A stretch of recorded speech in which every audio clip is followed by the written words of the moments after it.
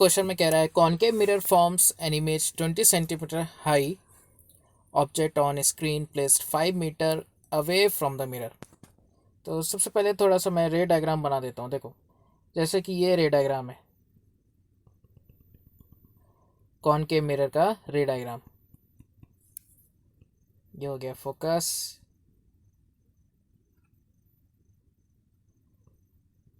Centre of curvature. अब यह कह रहे हैं कि हाइट ऑफ ऑब्जेक्ट है 20 centimetre, height of object 20 centimetre, height of image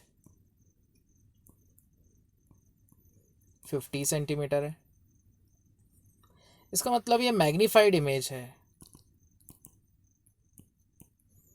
और ये भी कह रहा है कि ये स्क्रीन में मिल रहा है इमेज, इसका मतलब ये रियल इमेज है।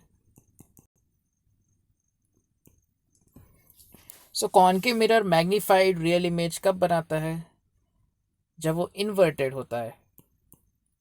इसका मतलब जो इमेज है वो इन्वर्टेड होना चाहिए। जो डिफरेंट केसेस हम पढ़ते हैं कॉनकेव मिरर के, उनमें से एक केस होता है real magnified and inverted image.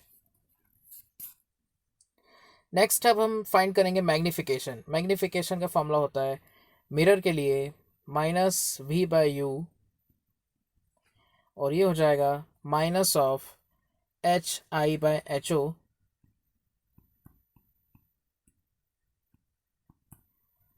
ये मिलेगा -50/20।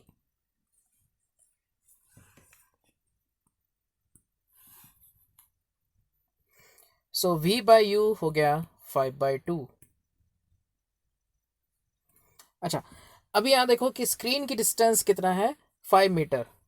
सो v की वैल्यू हम लेंगे -5 मीटर।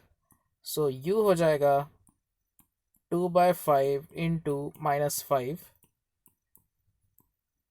-2 मीटर। अब हम ये u और v की वैल्यू मिरर फॉर्मूला में रख देते हैं।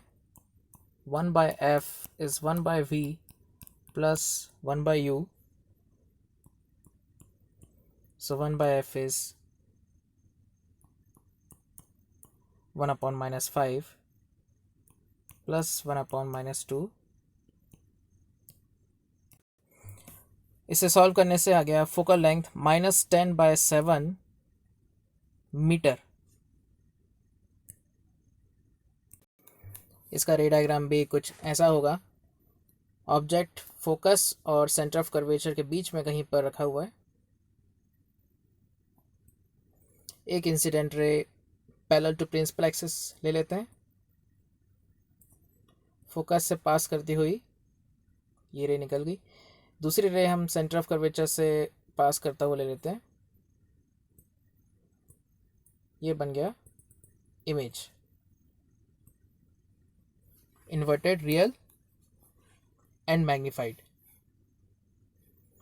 यहीं पर बेसिकली स्क्रीन भी रखा हुआ है।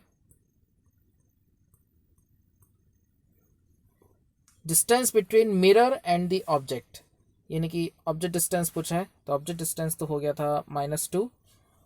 फोकल लेंथ पूछा है जो कि है -10/7 मीटर।